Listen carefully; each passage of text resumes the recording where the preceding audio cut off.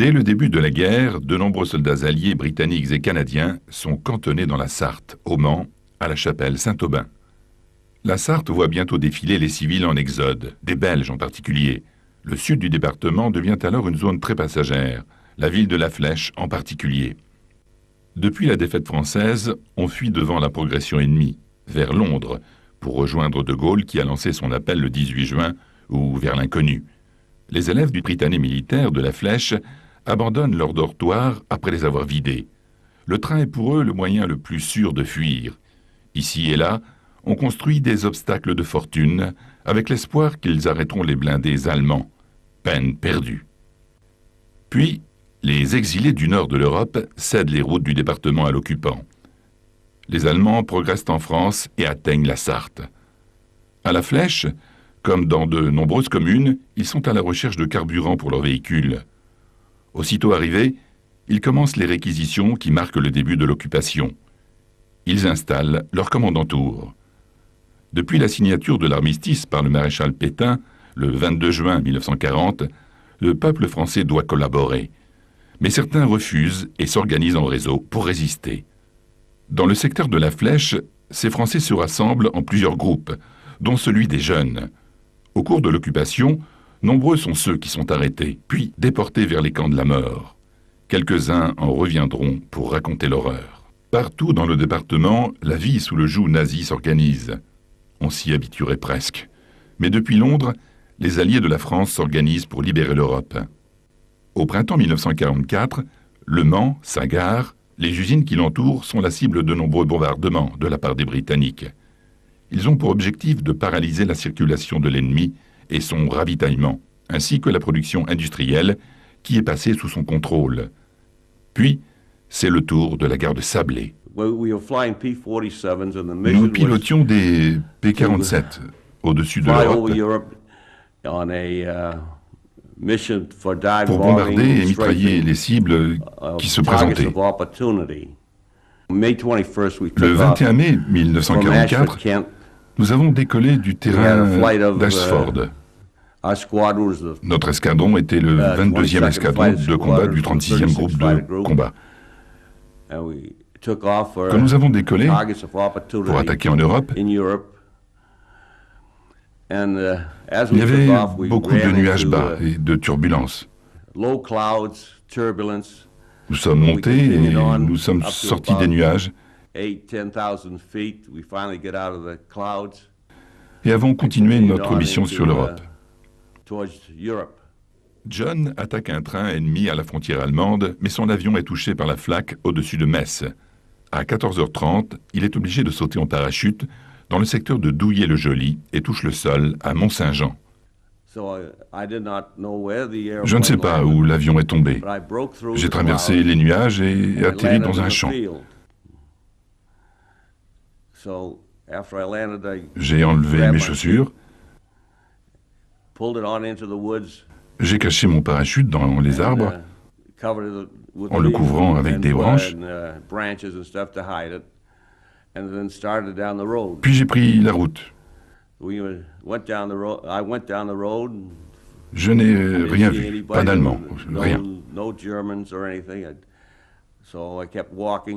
J'ai marché, puis je me suis arrêté dans les bois.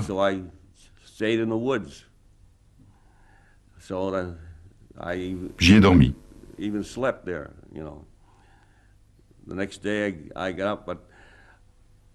Le lendemain, je n'ai vu personne sur la route. Et je suis finalement arrivé dans une ferme. J'ai dit au fermier que j'étais un pilote américain. Il m'a fait entrer dans sa maison.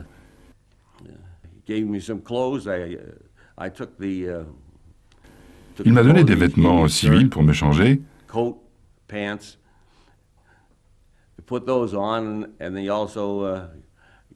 Puis, il m'a fait un grand casse-croûte.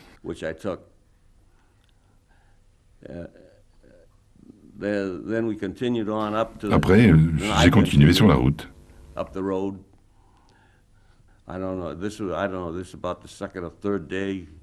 Le troisième jour, peut-être,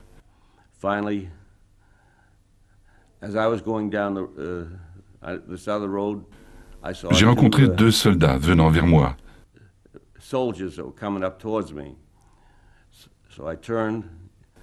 J'ai tourné à droite pour me cacher dans les bois.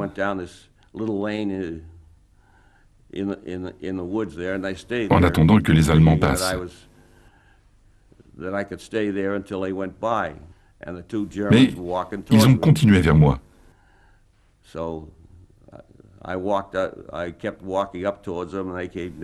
Je me suis remis à marcher vers eux.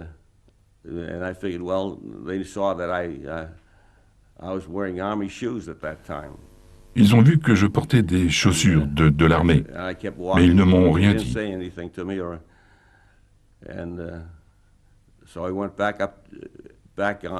J'ai ensuite repris la direction que j'avais quittée.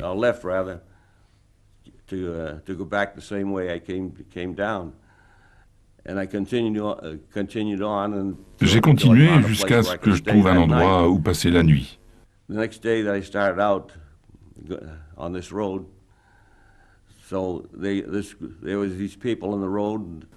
lendemain, il y avait des gens sur la route.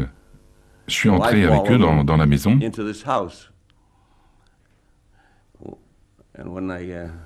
Je suis resté avec eux.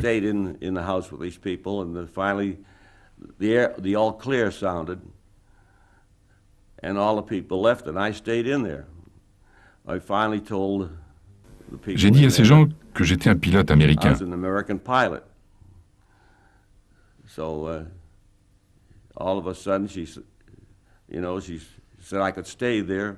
J'ai demandé si je pouvais rester ici pour passer la nuit, manger. Le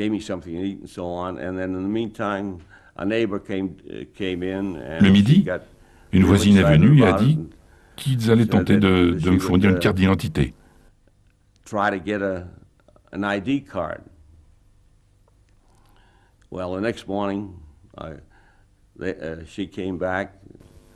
Elle est revenue et m'a donné une carte avec une photo que j'avais dans mon kit de secours.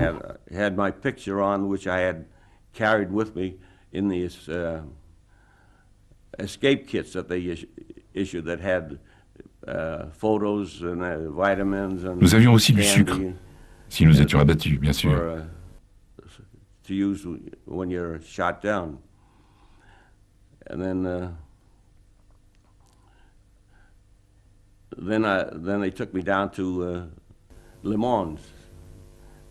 Puis, ils m'ont emmené à la gare du Mans.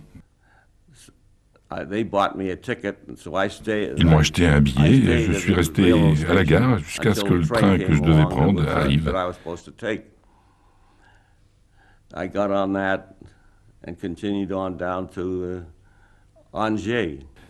Et je suis parti vers Angers,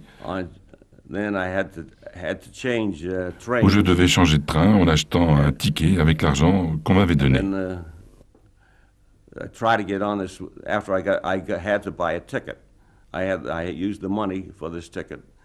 John passe par Nantes, Bordeaux, le Pays Basque, puis finit par rejoindre la Grande-Bretagne.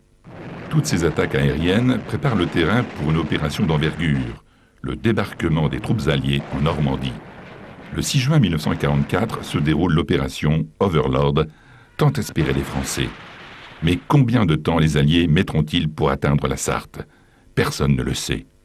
Afin de paralyser les Allemands qui tentent de refouler les Alliés à la mer et qui convergent vers le front, les opérations de destruction aérienne se poursuivent.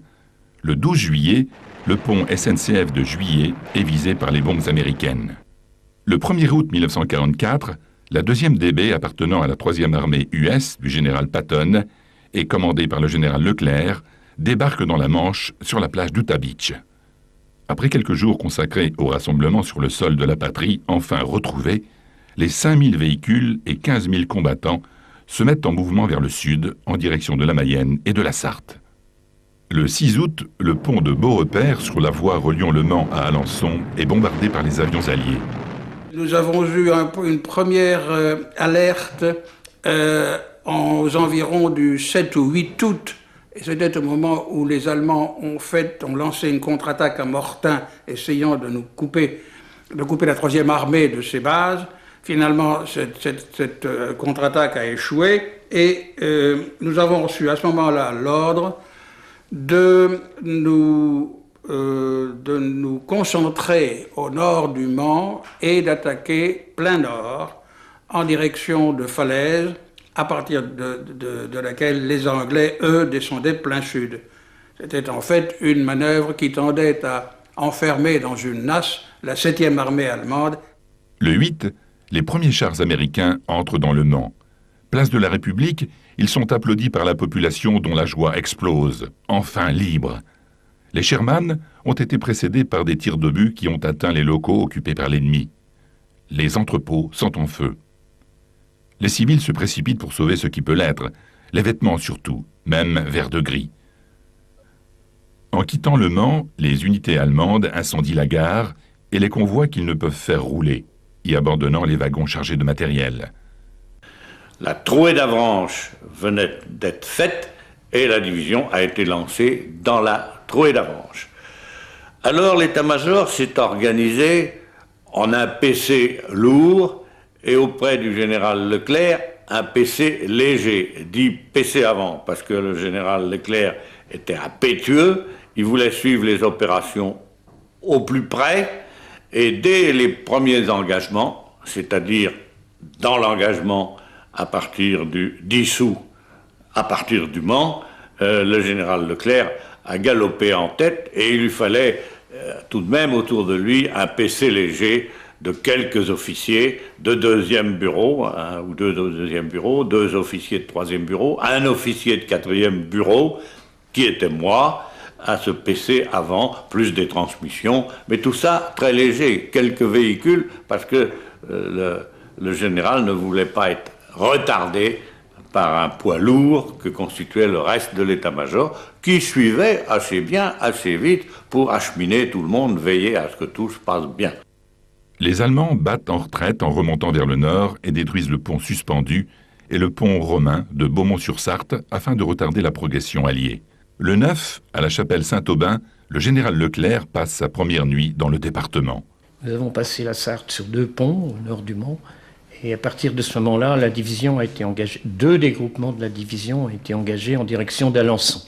Ça n'était plus la marche directe sur Paris, c'était la libération de la Normandie pour achever le travail qui avait déjà été largement commencé au nord par les Anglais, Canadiens, Américains. Il s'agissait d'aller fermer la poche, ce qu'on a appelé par la suite la poche de Falaise. J'étais stationné ici, avec la 9e Panzer Division, en tant que chef de compagnie, lieutenant de la 2e compagnie blindée du 33e régiment. Nous nous sommes engagés dans les combats, très motivés. Le premier jour, nous avons entamé les combats contre la 2e division blindée française. Et sur notre flanc gauche, nous avions la 5e division blindée américaine. À Ballon, un char allemand Mark IV est détruit au bas de la ville et récupéré plus tard par la division Leclerc. Lorsque nous avons foncé du Mans sur Alençon, nous étions encadrés à droite et à gauche par 2 divisions américaines, qui ont progressé à peu près à la même vitesse que nous.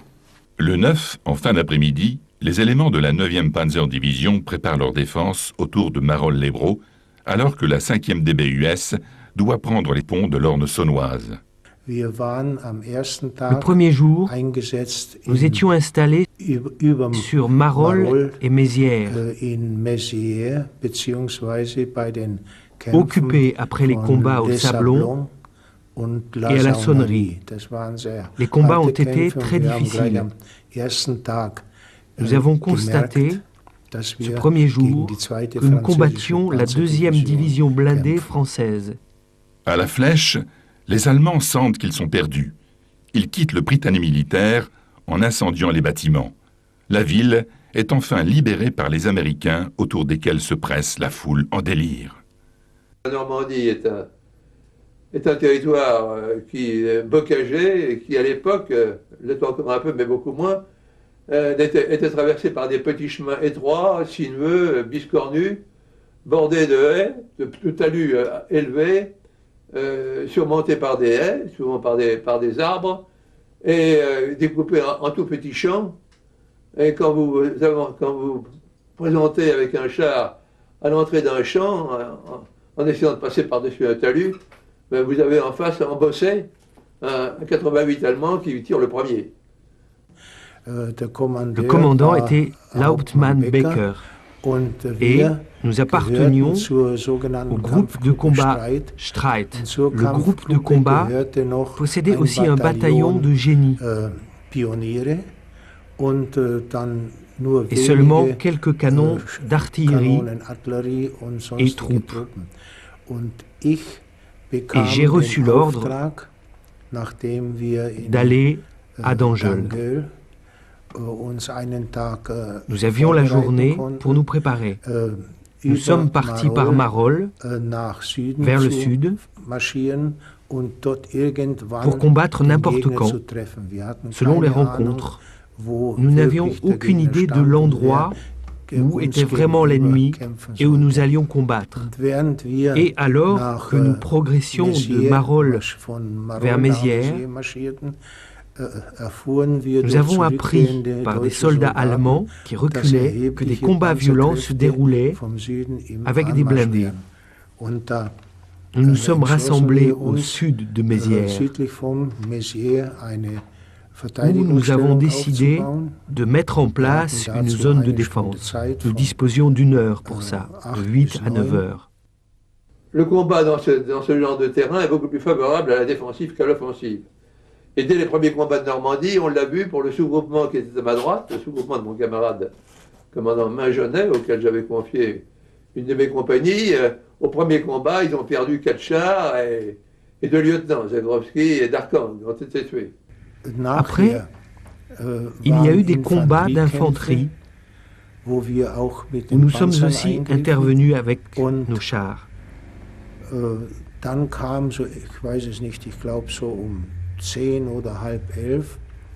Des avions sont venus et après, malheureusement, je dois le dire,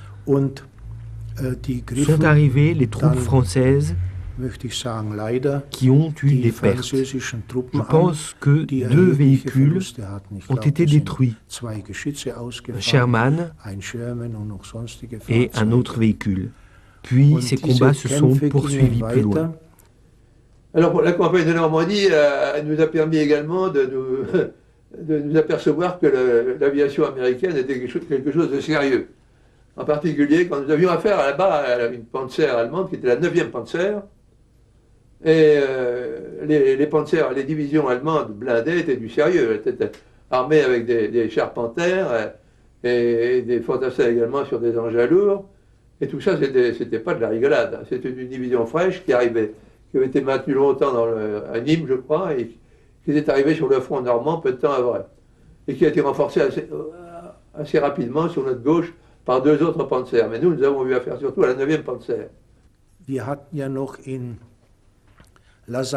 À la Saunerie, pont de l'Orne, nous avons installé une seconde zone de défense, sans chars, mais avec le génie, équipé de véhicules blindés, de protection et lance-flammes et autres armes qui pouvaient être utilisées. Et là, vers 11h30, a eu lieu une autre attaque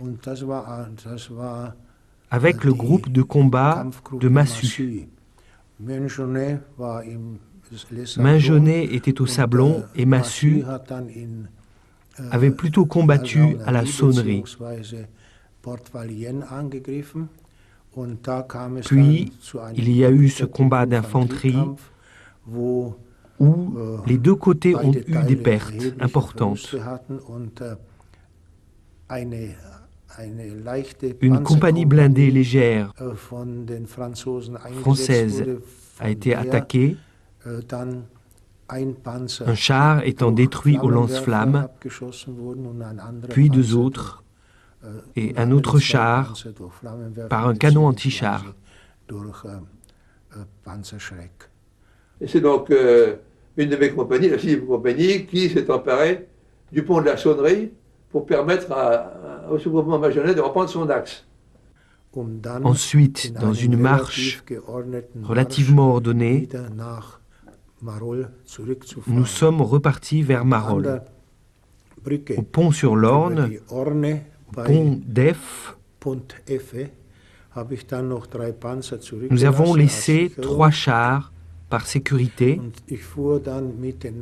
et nous sommes allés à Marolles avec le reste des chars.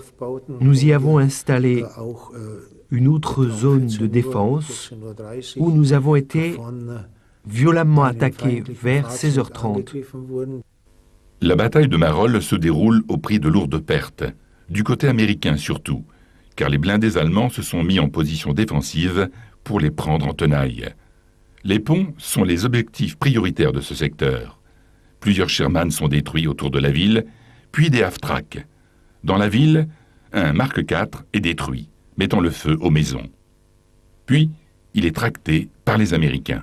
C'était une division qui avait été rappelée par le commandement général allemand alors qu'elle était au repos entre Nîmes et Valence à la dernière minute, et elle venait juste d'arriver, d'après ce que j'ai cru comprendre, elle venait d'arriver et être débarquée par le train.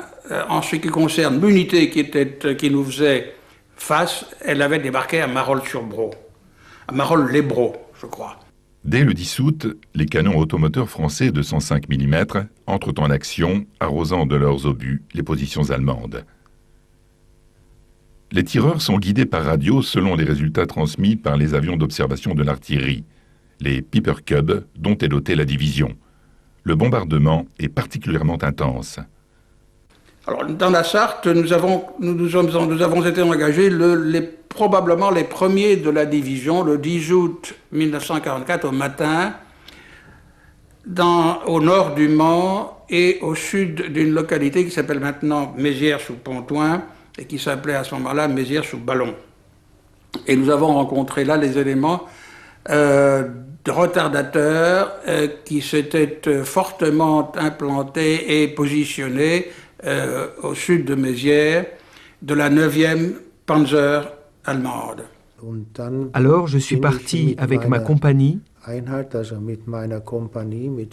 avec 15 Panzer IV et avec la compagnie du génie en direction de Marolles pour nous rassembler. La nuit, nous sommes partis vers le nord et nous nous sommes installés au sud de Louvigny. Notre affaire, ça a été de foncer autant que cela a été possible, parce que les Allemands ont durement résisté, du Mans vers Alençon. Le 10, les Français entrent dans Doucel avec leurs blindés, alors que l'infanterie s'abrite le long des talus. Plusieurs véhicules sont touchés par les tirs ennemis. Un blessé qui a reçu plusieurs éclats est soigné sur la place, près du café Germont, par des membres des fusiliers marins. En sang, il trouve la force de faire le V de la victoire au caméraman américain qui le filme. Puis, les half-tracks chargés de combattants quittent le bourg, bientôt suivis des jeeps et autres blindés. Ils entrent dans Lucé-sous-Ballon, où ils sont chaleureusement accueillis par les Sartois. Une jeune femme, réfugiée de la région parisienne, croix de Lorraine en main, leur distribue de la nourriture, bien meilleure pour les combattants que leur ration de guerre. Les hommes de Leclerc l'en remercient. Pendant ce temps, une ambulance allemande de la 9e Panzerdivision a été capturée. Amenée dans le bourg, elle attire la curiosité. Ce sont sans doute les premiers prisonniers allemands que voient les habitants. Le médecin Peter Rapf est accompagné dans son ambulance par un spahis français. Les blessés qu'il transporte sont ravitaillés en eau. Les unités de la 2e DB ne s'attardent pas à Lucé. Rapidement, les véhicules reprennent leur route pour poursuivre le combat, quittant le bourg dans un nuage de poussière. Les Sherman défilent sur la route de Ballon. De temps en temps, ils croisent les véhicules ennemis qui viennent d'être détruits par leurs camarades, tels ce Mark IV. À Ballon, la foule est dans les rues. Les civils entourent les véhicules blindés qui ont stoppé. Tous attendaient des soldats américains, et ce sont en réalité des Français. Sur ces chemins de Normandie, il était impossible de se doubler. Donc si j'avais laissé derrière, par exemple, mes obusés de 75, mais mortiers de 81, je n'aurais pas pu les faire intervenir au cours d'un combat. Je n'aurais jamais pu remonter la colonne. Il fallait donc s'adapter à cette nouvelle forme de guerre. Et je dois dire que cette expérience acquise en Normandie, je l'ai également utilisée pendant le reste de la campagne. J'ai toujours gardé, ou presque toujours gardé, le même dispositif qui m'a réussi. Ce premier contact a été dans la journée du 10 août, difficile pour la division, qui a éprouvé pas mal de pertes, et ce premier engagement a montré qu'il fallait que la liaison entre les chars, l'infanterie et l'artillerie soit encore plus intime, c'est-à-dire que c'était jusqu'à l'échelon le plus bas des groupes d'infanterie et sections d'infanterie auprès des groupes de chars et pelotons de chars, extrêmement intime jusqu'au l'échelon le plus bas. Avec l'artillerie serrant encore plus qu'on avait pris l'habitude de le faire derrière les chars et l'infanterie. Le premier jour, nous avons eu des pertes anormales. Pourquoi? Parce que la tête de pont américaine au nord de la Sarthe était très exiguë. Donc quand il faut que vous fassiez passer des milliers de véhicules, il y avait 4000 véhicules, la deuxième DB, dans une tête de pont où les Américains en ont à peu près autant, ça fait des embouteillages monstres. Ce premier engagement a été meurtrier en ce qui nous concerne. Nous avons été, je pense, trompés par un guide qui nous a lancés dans une embuscade. Nous avons perdu 5 chars, nous avons perdu 2 lieutenants, le lieutenant Zagroski et le sous-lieutenant Darkang, le 12e chasseur. Nous avons perdu un adjudant-chef compagnonnant de libération, l'adjudant-chef Quentin. Et au total, à peu près, nous avons eu 31 tués, une 50aine de blessés. Et moi, j'ai perdu, dans ma section, j'ai perdu 2 tirailleurs. On est sur un axe. Les chars se déplacent. Le civil qui a vu quelque chose l'a vu à un instant T. Ça ne veut pas dire que le char soit toujours au même endroit. Donc il est très difficile là de dire que ce sont des renseignements qui ont été mal interprétés, mal donnés ou des choses mal vues. C'est pas vrai, c'est une guerre de mouvement, c'est pas une guerre de tranchées comme en 14-18. C'est pas quelque chose de statique. C'est une situation qui évolue quand même, disons, à 10 km à l'heure quand ça va doucement, ou 5 km à l'heure, et à 25 ou 30 à l'heure quand ça va bien. Alors il est très difficile de dire. Les choses ne sont pas figées du tout. Pour améliorer les chances de succès au cours de leur progression, les Français interrogent systématiquement les prisonniers allemands afin de leur soutirer un maximum d'informations sur leurs unités, leurs officiers, leur matériel, leurs pertes. Moi j'ai compris tout de suite que la méthode cavalière n'était pas bonne et qu'il fallait au contraire mettre devant des fantassins parce que pour des fantassins, les canons de 88 allemands ne se déclenchaient pas. Ils considéraient certainement que ce n'était pas un objectif suffisant. Mais ils se réservaient pour attaquer avec des chars.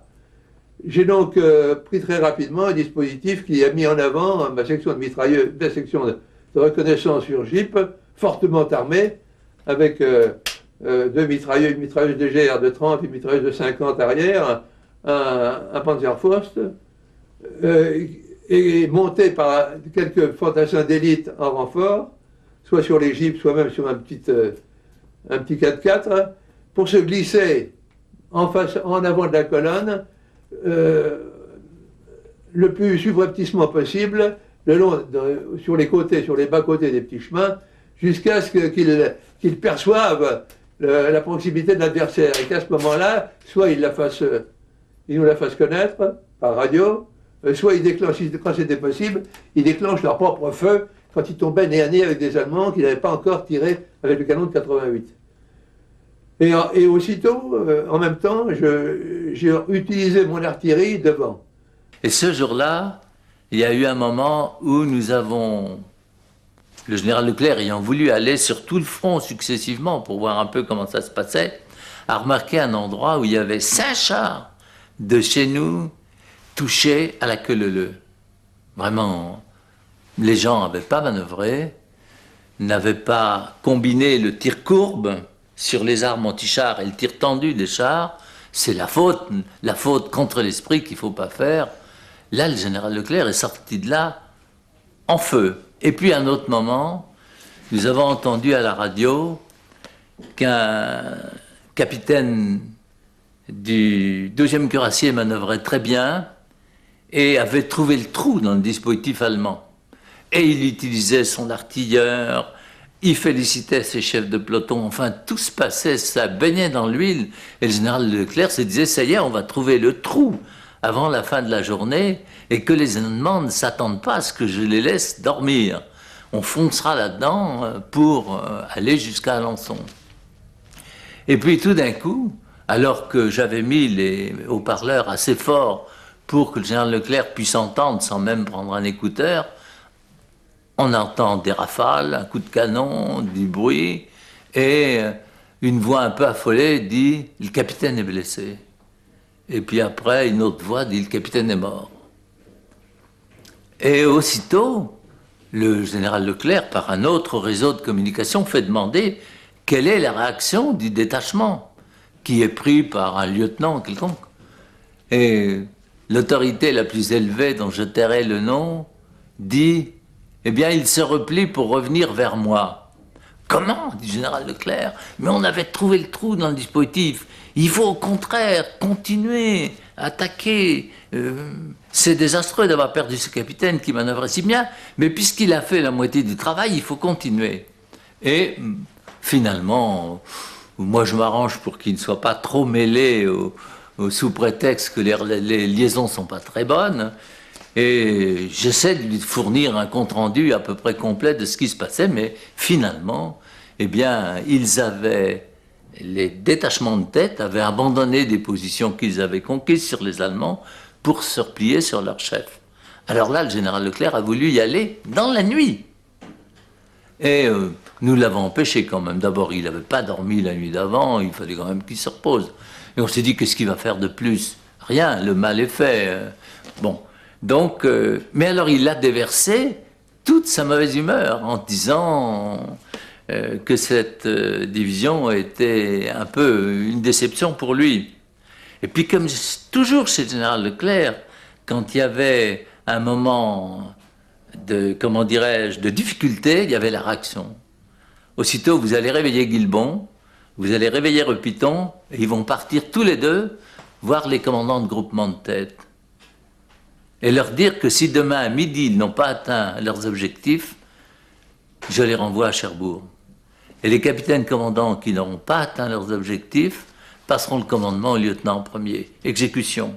Puis tout d'un coup, il me prend par la manche, il me dit « Et vous, vous allez chez votre ami Billotte, j'avais été avec le colonel Billotte en Russie, vous direz à votre ami Billotte ce que vous avez vu aujourd'hui comme erreur et qu'on ne les recommence pas demain matin. » Et je suis tombé chez Billotte, qui n'était pas là, sur le colonel de la Horie, qui était un camarade de promotion de Leclerc, qui le connaissait bien, et qui m'a dit, mon pauvre Boissieu, le général Leclerc, c'est un instructeur né. Alors, toutes les bêtises qu'il a pu voir aujourd'hui, qui se traduisent parfois par des morts, eh bien, il n'est pas de bonne humeur. Qu'il nous engage, nous, et fort de ce que nous avons vu aujourd'hui, nous ne commettrons pas les mêmes erreurs. Le PC du général a suivi ça très près, et dès le premier jour, le général a fait en sorte que cette cohésion intime s'améliore dès le deuxième jour, pour, en particulier, la prise d'Alençon. Il y a des moments où on a largement le temps d'avoir peur, à d'autres c'est dépassé. On est tellement pris par l'action que la peur disparaît, elle revient après. Il y a aussi une chose que je dois reconnaître aussi, c'est que les habitants de la Normandie nous avaient tendance, à chaque village libéré, à nous bourrer de Calvados. Ce qui aurait pu être néfaste, mais qui finalement atténuait l'impression de peur, je pense. Une fois ces combats terminés dans l'après-midi, nous sommes arrivés au château de Dangeul, et là encore, il y avait eu des combats relativement meurtriers entre la 5e division blindée US qui se trouvait à notre droite et qui, elle, s'était engagée à Dangeul. Puis ensuite, nous avons continué le lendemain sur Louvigny. Dans le parc du château de Dangeul, le 10 août au soir, des Shermans américains de la 5e DB US sont détruits. Mais de nombreux véhicules allemands sont mis hors de combat. C'est le premier jour d'engagement qui a été très difficile, très coûteux. On a perdu 16 chars, c'est-à-dire un escadron. Et dans lesquels, vous savez, les tirs à ce moment-là étaient des tirs soit au bazooka à bout portant, enfin au Panzerfaust à bout portant ou à la Fernrohr, soit des tirs de 88, et tout l'équipage y passait. Dès le premier combat, j'ai considéré qu'il fallait passer la main à l'artillerie. J'ai même fait replier quand nous avons attaqué Ancines, le village peu de temps après le premier, peu de temps après la sonnerie. J'ai fait intervenir tout de suite mon artilleur. À ce moment-là, ces obus très bien tirés tombaient sur les résistances ennemies et tuaient les servantes de leurs canons et les obligeaient à fuir ou à se faire prisonniers. Le vendredi 11 août, en début d'après-midi, le secteur d'Ancines est le théâtre de féroces combats entre les Français et les blindés allemands. Vers 16 heures, le bourg est attaqué. Des maisons brûlent. Plusieurs civils sont tués. 2 blindés allemands sont détruits sur la route de Bourg-le-Roi par des obus tirés au travers d'un bâtiment. Ancines n'est libéré que le soir. En souvenir de ces combats, un Sherman français est baptisé du nom d'Ancines. Le 11 août, à Fiers, sur la nationale 138 reliant Le Mans à Alençon, 5 Sherman français sont détruits par un canon anti-char allemand. Une automitrailleuse rencontre un sidecar ennemi à la sortie du bourg, en direction de Gênes, et s'encastre dans le mur du cimetière avec la moto.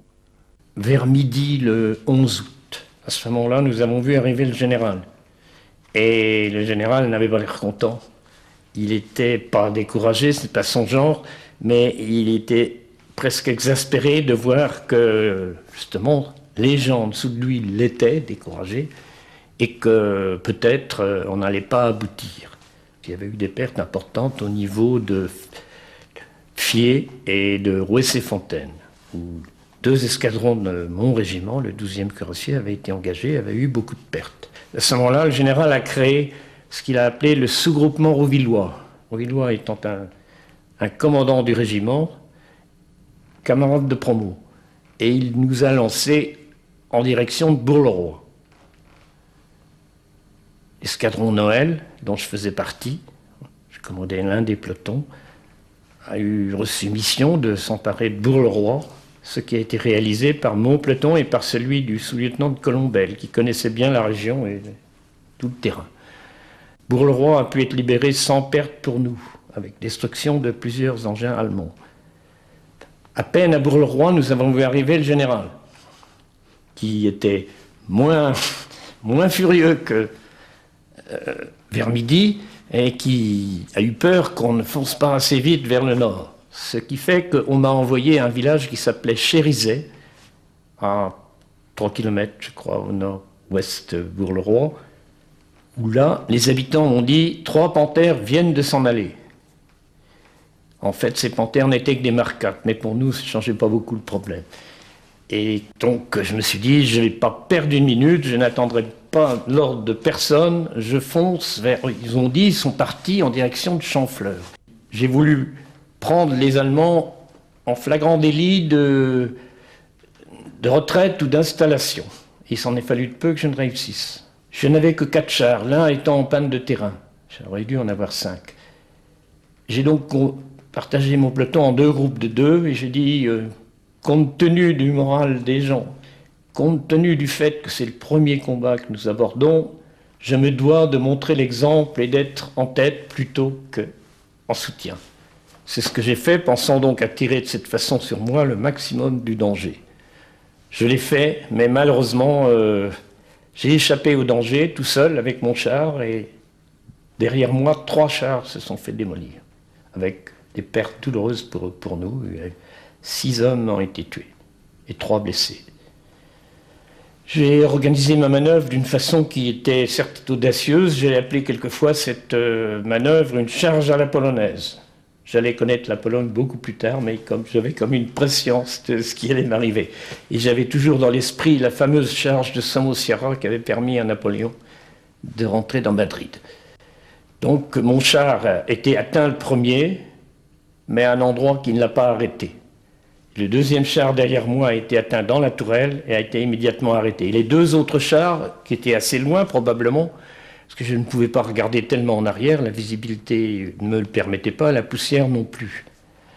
j'ai continué sans même savoir que mon char avait été touché, puisqu'il continuait à avancer, sans même savoir non plus que le char qui était derrière moi l'avait été, mais alors définitivement, puisque je n'avais pas le choix, je marchais tellement vite que je ne pouvais pas regarder en arrière et que je suis entré directement dans Chanfleur avec mon seul char. Mais j'ajoute sans le savoir. J'ajoute une chose qui n'est pas du tout un détail, c'est qu'à l'entrée dans le village, le char avait sur son arrière un boulanger de Bourg-le-Roi, qui s'appelait Martin, qui avait tenu à nous accompagner. Et quand je suis entré dans Chanfleur, j'ai foncé droit jusqu'à l'église, et là, quelques secondes plus tard, j'ai aperçu un char sur un pont sur le chemin de fer que je venais de franchir, un char allemand qui pointait son canon vers moi. Je regardais de l'autre côté, mais nos deux canons se sont alignés, les coups sont partis en même temps. Le premier coup de l'Allemand, il n'y en a pas eu d'autre, a ricoché sur l'arrière du char, qui heureusement était presque horizontal. Mon premier coup l'a atteint et 3 autres ont suivi. Le char a été mis en feu immédiatement.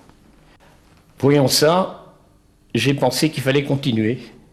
Plutôt que de revenir en arrière, j'ai continué vers l'avant, vers le cimetière, et là j'ai aperçu la tête de ce que j'ai estimé être un chef de char ennemi. J'ai fait un détour vers le nord, dans la direction opposée à celle d'où venaient les Allemands, et je suis revenu en arrière, caché par une haie, derrière, à travers un long champ, pour démolir ce deuxième char. À ce moment-là, j'ai reçu encore un coup venu d'on ne sait d'où, probablement des confins de la forêt de Persaigne.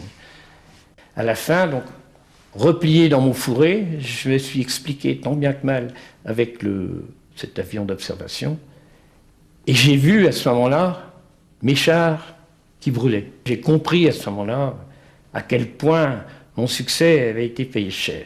Et j'ai vu de nombreux chars et véhicules allemands qui, du côté du château de Courtilleul, là, au nord-est de Chanfleur, sur les lisières de la forêt de Persaigne à peu près, commençaient à foncer vers le nord à grande vitesse. Et j'ai fait déclencher un tir d'artillerie massif sur ces véhicules, et d'ailleurs j'ai été enchanté de voir que j'ai attendu très peu de temps que ce tir. Il a été probablement très efficace, les véhicules ont continué à se replier à toute vitesse. Tous les éléments qui étaient derrière moi et que je n'avais pas du tout vus pendant toute l'action ont commencé à se rapprocher de Chanfleur, et finalement nous avons tous à la fois occupé le village. Les combats de Bourg-le-Roi et de Chanfleur, c'est le général Leclerc qui a lancé Rouvillois. Il était là en char, accompagné par ses chars légers, car le char général avait un canon en tôle, donc j'étais obligé de mettre des chars légers au cas où. Bon.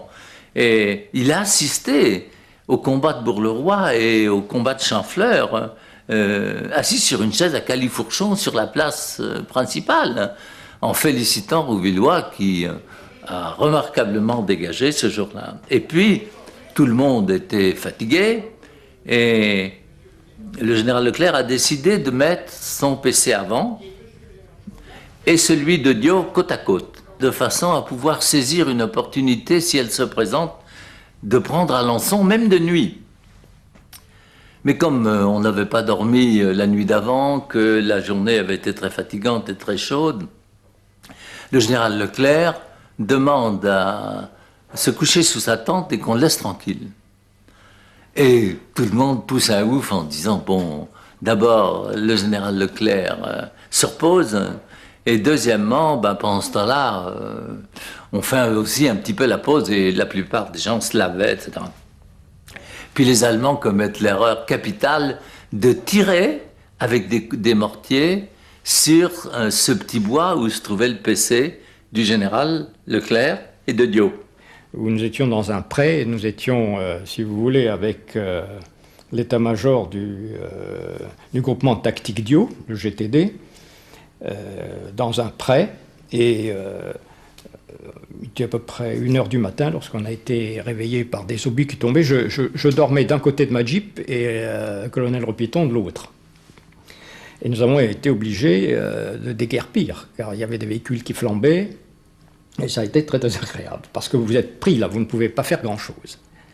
Le général Leclerc se réveille et me dit « Boissieu, où en sont les éléments de tête ?» Moi, je venais d'avoir un message, je dis, mon général, ils ont fait les pleins, ils se reposent. Comment ils se reposent? Amenez-moi ma Jeep. Je dis, mon général, vous n'allez pas partir en Jeep à cette heure-ci. Prenez au moins votre scout-car. Non, en Jeep, réveillez Guilbon. Alors bon, je réveille Guilbon, et ils partent en Jeep. Moi, je me mets en scout-car derrière, et j'avais fait balayer la route quelques temps avant par une patrouille de chars qui n'était pas à moi, mais qui appartenait au PC Dio. Et on s'en va comme ça en direction d'Alençon. On arrive à hauteur des éléments de l'avant-garde, qui était commandé par le capitaine Da, et le général lui dit, alors Da, qu'est-ce que vous faites? Bien, mon général, on a terminé presque les pleins, et après, les équipages vont se reposer. Comment se reposer? Mais on repart. Quelle est l'action de l'ennemi? Bien, Da dit, l'ennemi tient les ponts, mais avec des éléments légers, car ils attendent une relève qui n'est pas encore arrivée. Comme nous sommes sur la route, par où devra arriver la relève, de toute façon, la relève ne passera pas à travers. Et le général Leclerc dit, ça c'est pas du tout mon avis, il faut prendre les ponts. Ces ponts sont peut-être minés, et rien ne dit qu'il ne va pas y avoir quelqu'un pour les faire sauter cette nuit. Or moi j'ai besoin des ponts, des 2 ponts pour recommencer la progression demain matin. Alors exécution repart. Dans la nuit, M. Siroux, un habitant du hameau de Saint-Gilles, guide les blindés de Leclerc qui veulent se rendre dans Alençon. Et le général Leclerc a suivi l'avant-garde commandée par le capitaine Da jusque sur les ponts. Il a trouvé les ponts intacts, pas minés. Et le général Leclerc s'est retourné vers moi, il m'a dit « faut que je fasse tout ici ». Au petit matin, c'est le défilé des véhicules français dans les rues. Alençon est ainsi la première ville française libérée par une division blindée française. Nous avons aussi recruté sur place, sans aucune formalité, quelques personnes, généralement très jeunes, qui tenaient à participer à la bataille. Nous les avons mis quelquefois dans les chars. Ils faisaient le 5e sur 5, s'il y en a un qui n'y connaît rien, c'est pas trop grave. Et nous les avons gardés, bien sûr, jusqu'à la libération totale de la France. Afin d'accompagner la progression du front, les Américains installent de nombreux terrains d'aviation qu'ils construisent rapidement avec du matériel de terrassement impressionnant. Des véhicules y arrivent par planeur, alors que les blessés sont évacués dans les Dakota. À Saint-Aignan, le terrain, commencé début 1944 par l'ennemi, est construit grâce aux bras des civils, alors réquisitionnés, et transformé par les Alliés. Tous ces avions qui vont et viennent, les P-38 en particulier, baptisés double fuselage par les civils, attirent la curiosité. La gare du Mans a elle aussi été remise en état. Elle permet l'arrivée des trains venant du port de Cherbourg qui ravitaillent les véhicules en carburant et en munitions. Des soldats de la 2e DB, aidés de civils, transfèrent jerrycans et bombes depuis les wagons vers les camions qui partent aussitôt vers le front. Fin août, alors que la bataille de la Sarthe est terminée, mais que plusieurs aérodromes alliés sont toujours actifs, un avion américain s'écrase dans un champ au nord-est du Mans pour une raison encore ignorée. Des soldats et infirmiers américains accourent sur le site du crash. Ils sont suivis de nombreux habitants qui entourent bientôt la carcasse qui brûle. Ils utilisent des extincteurs et tentent de sauver le pilote, en vain.